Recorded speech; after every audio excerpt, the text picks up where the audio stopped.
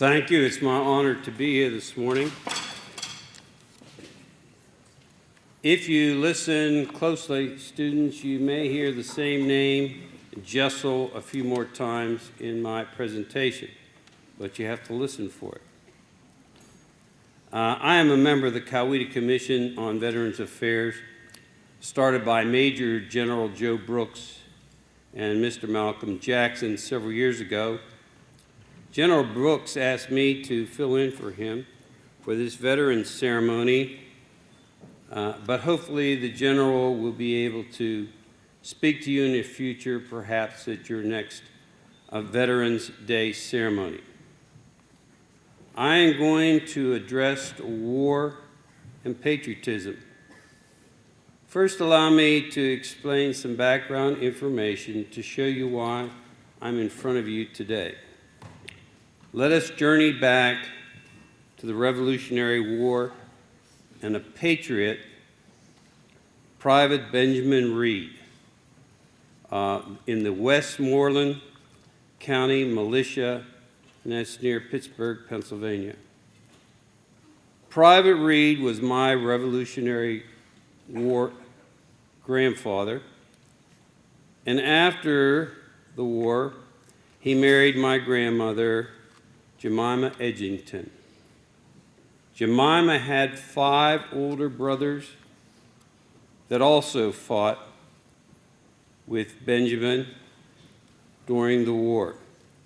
Benjamin was one of the first settlers in the state of Ohio, near Steubenville, Ohio, in the early 1800s when that was opened up for settling.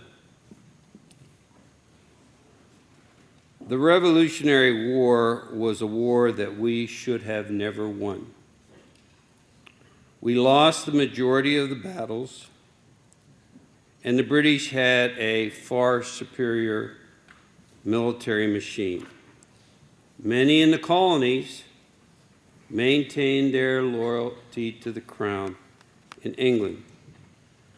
But through the hand of Providence and some key Southern victories at Cowpens, South Carolina, and at Kings Mountain, North Carolina, prior to Yorktown, Virginia, the Patriots were successful and victorious. Jump ahead with me some 80 years. Herman Jessel was just a toddler when he arrived in the States with his parents from Germany. The family settled in the Akron, Ohio area, and I do not know the circumstances, but Herman Jessel enlisted in the United States Army during the Spanish-American War timeframe, and he was assigned to the 6th Cav Detachment at the U.S. Military Academy, West Point, New York, between 1900 and 1902. After his discharge, Private Jessel married Blanche Kaufman, a direct descendant of Benjamin Reed. They had 2 boys, the youngest being Edwin Jessel, my father. As a result of his service, as a result of a service-related medical condition, Herman died at the age of 28, when my father was just a toddler. Jump forward again 30-some years. My father, Edwin Jessel, was a city fireman with 3 small children, and I was the youngest when the Japanese attacked Pearl Harbor in December of 1941. In January of 1942, my father enlisted in the Navy Seabees. That's the Navy's construction battalion. Because of his experience as a firefighter, he enlisted as a petty officer, 2nd class. My father was sent home from the Aleutian Islands, which are the islands right off of Alaska heading over towards Japan, with a service-related medical condition. He died at home on July 5th, 1945, before World War II ended. I didn't really know him because he had been gone in the service for 3 years, even though I was 6 years old at the time. As a result of his death, I became, as the lone surviving male heir, I was classified where I need not be drafted or serve in combat.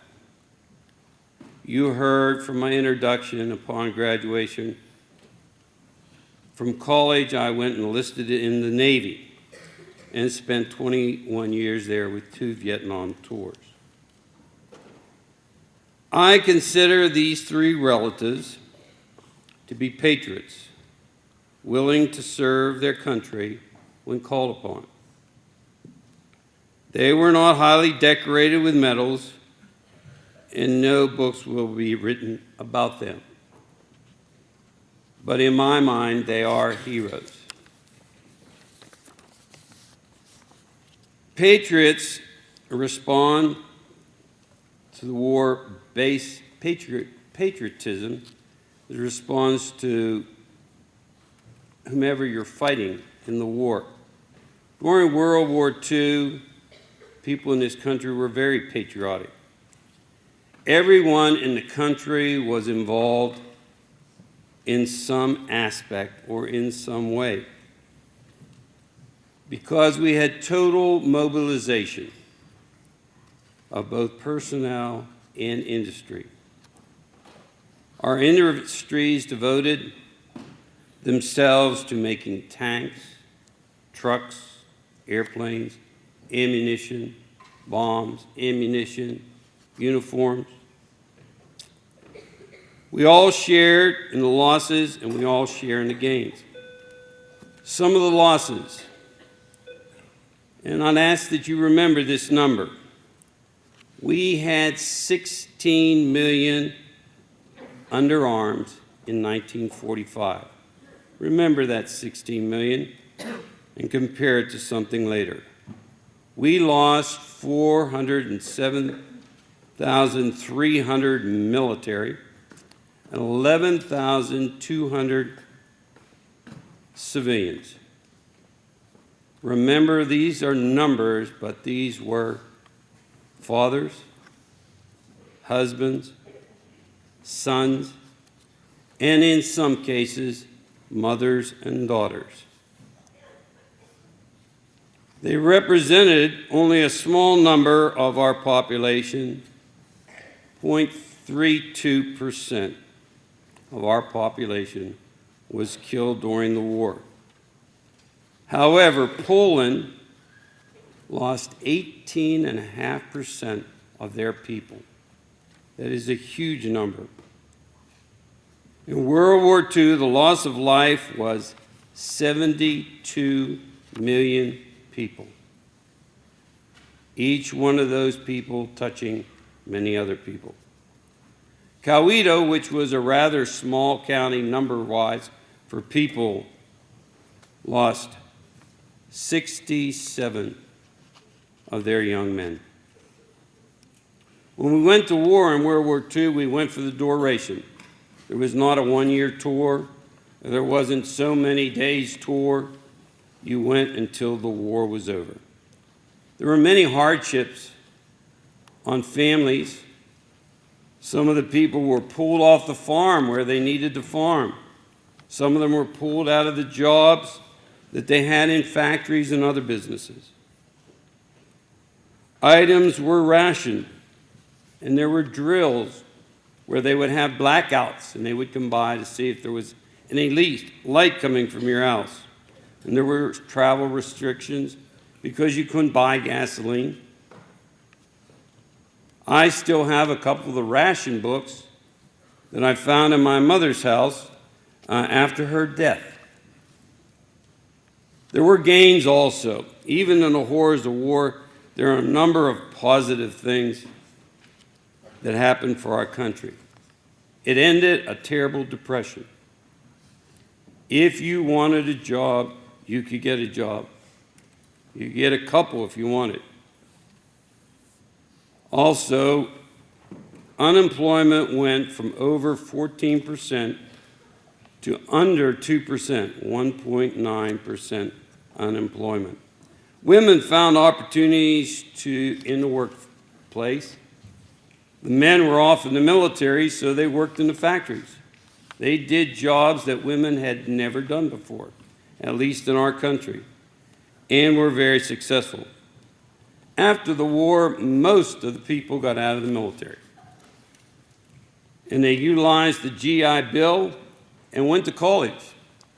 So our population had a high degree of education because of this bill that paid the money to go to school. Many of the people very successful as a result of this. There were great advances in science and technology. One of them from the Manhattan Project. Yes, it built the atomic bomb, but it also showed us how to control nuclear chain reaction. We now have ships and submarines driven by nuclear reactors. We also have power being generated around the world because of nuclear energy, and this was developed during the war. Aircraft. During the war and prior to the war, we used prop engines. Took a long time to go places.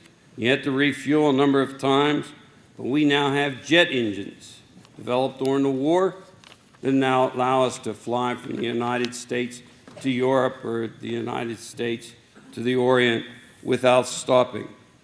There are also technological advances in the area of of the materials that made up the aircraft to make them stronger.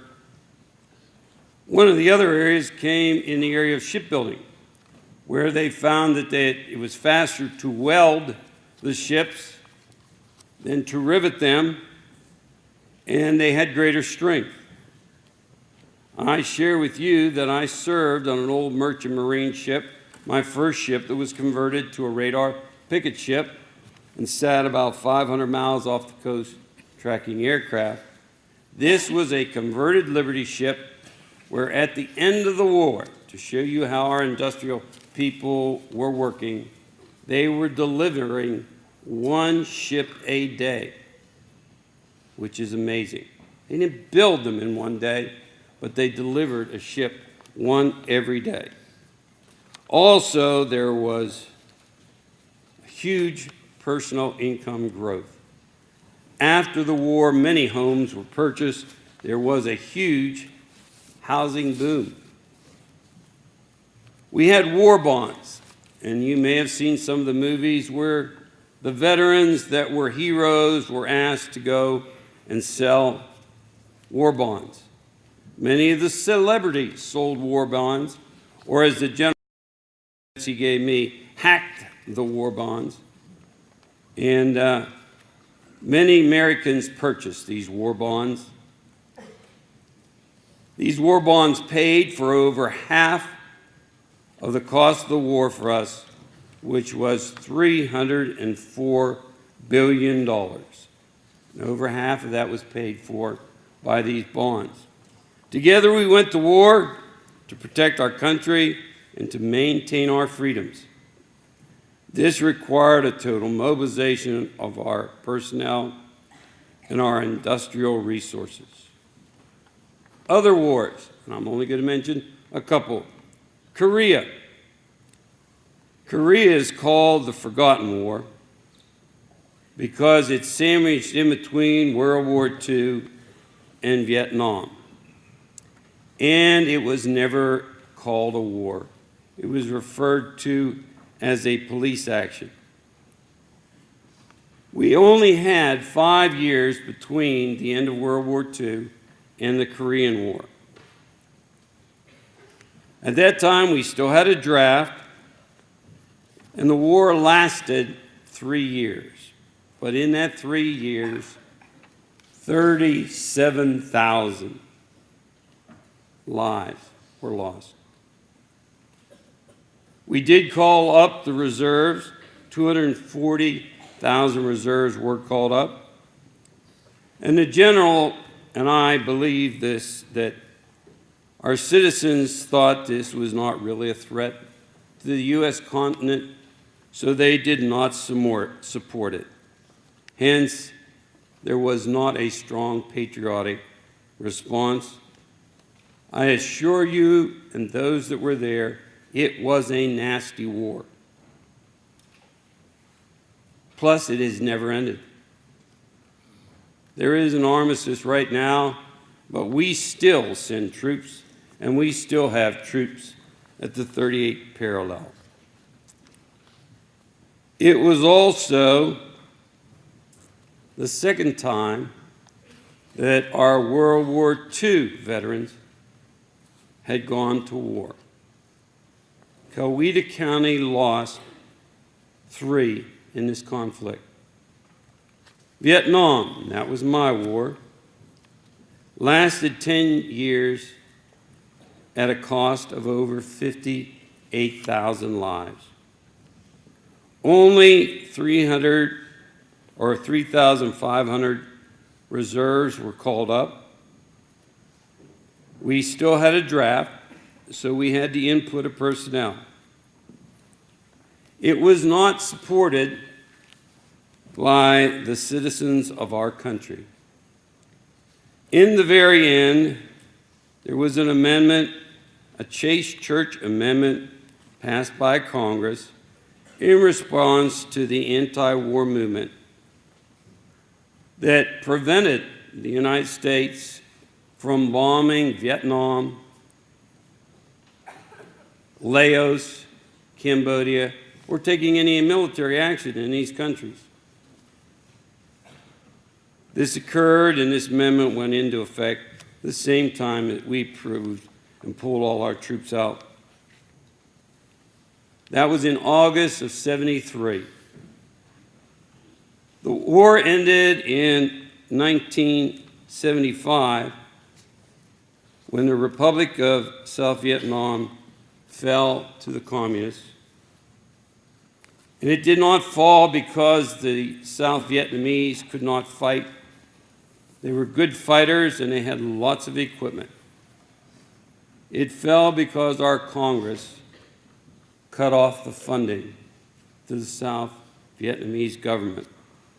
And you may be able to fly an airplane and be great, but if you don't have any fuel or bombs, you can't do much with it.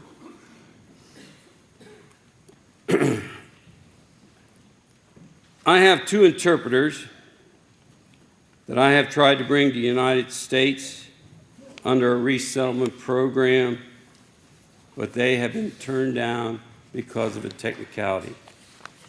Had the North Vietnamese, when they captured them, known that they had worked for me in intelligence, they would have been executed. Instead, they passed themselves off as clerks. The Tet Offensive in 1968 was the turning point of the war.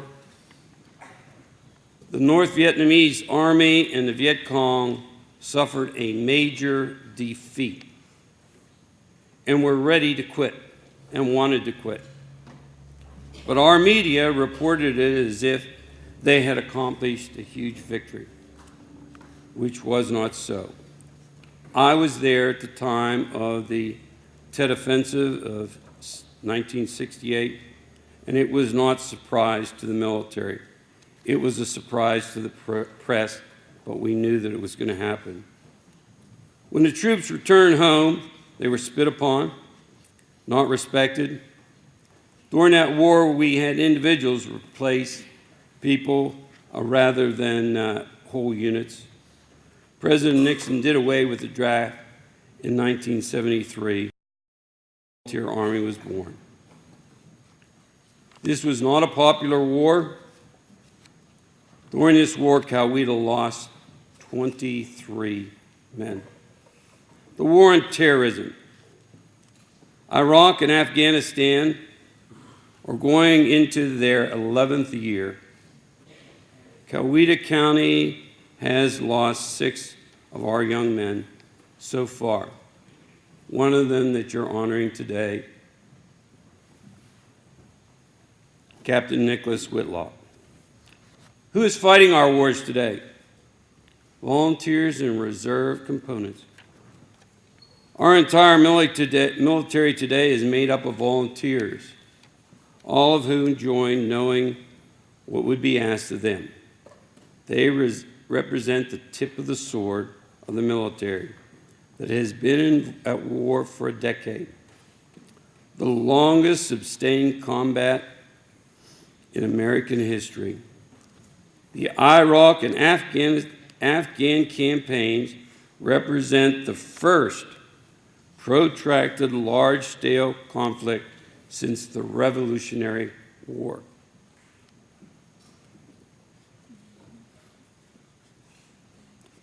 And the Revolutionary War was also fought entirely with volunteers. Indeed, no major war in our history has been fought with a smaller percentage of the country's citizens in a uniform full-time. Roughly 2.4 million. Remember what I asked you to remember before? How many million of people did we have in uniform? We had 16 million in uniform at the end of the war. We're now talking about 2.4 million.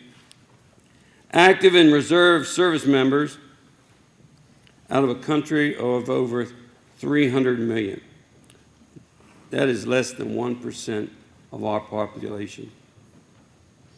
There was a time when most of our congressmen and women in both most of our representatives in both the House and in Senate were veterans, had served in the military. Also, most of our presidents had served in the military. That is no longer the case. We have a tiny sliver of America that has achieved extraordinary things under the most trying circumstances. I think it's important this time before this audience to recognize that these successes have come at a significant cost. Above all, for the troops and their families, but also cultural, social, financial costs in terms of the relationships between those in uniform and the wider society they are sworn to protect. The mission of the Coweta Commission on Veterans Affairs, with their annual muster, is to provide this 99% of society, those whom, for whatever reason, have not served, an insight into the price that has been paid by those 10,532 Coweta County veterans that have served their country. Our muster in 2013 will recognize our Korean vets. But remember this, the military fights the wars, but it's the politicians that start them. So indirectly, it's through voting, you have a role in the decision process of going to war. A final thought on heroes. Someone smarter than yours truly said, heroes are just ordinary people that do extraordinary things when the situation arises. Thank you, and God bless America.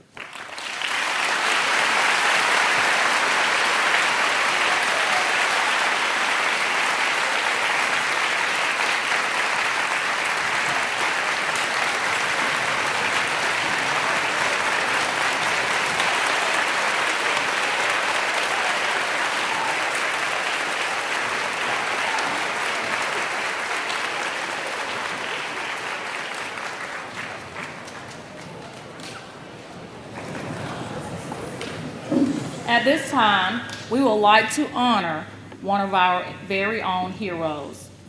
Actually, a former student of Evans Middle School and Noonan High School, Air Force Captain Nicholas Whitlock. Nicholas Whitlock was part of the Air Force Special Operations in 2008 and died February 18, 2012. At this time, I would like to recognize his family members who are here today. If you would please stand.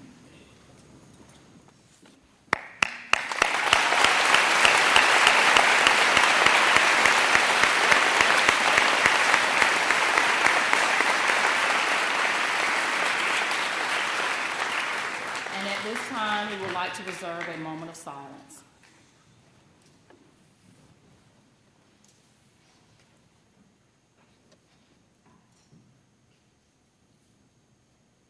Thank you.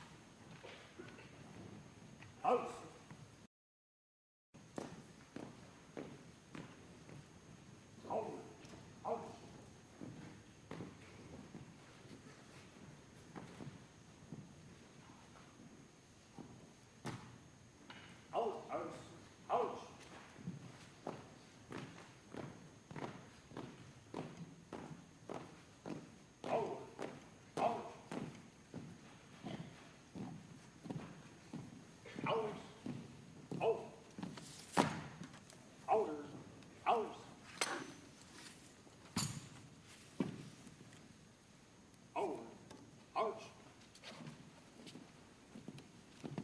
Colors. Halt. Colors, fall out. Sir, yes, sir.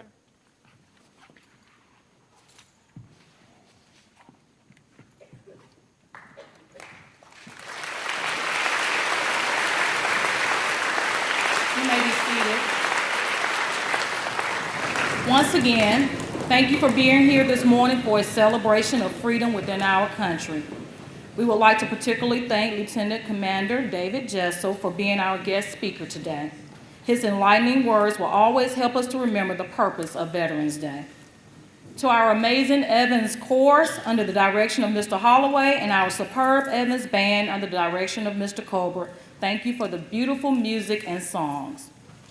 To Michael Scott, Sergeant First Class Rodney Dane, Master Sergeant James Armstrong, and Newnan High School Junior ROTC, Boy Scouts, Ms. Hines, Mr. Grovenstein, Mr. Wood, Ms. Kraus, Ms. Butcher in her absence, our Evans PTO, our Evans business partners, and all of our faculty and staff who work behind the scenes. We appreciate your willingness to make this program a success.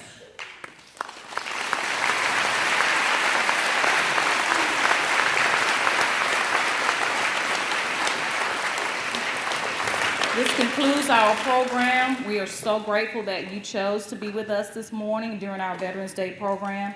Students, please wait until your teachers dismiss you. At this time, the veterans will be dismissed first. Thank you again for coming.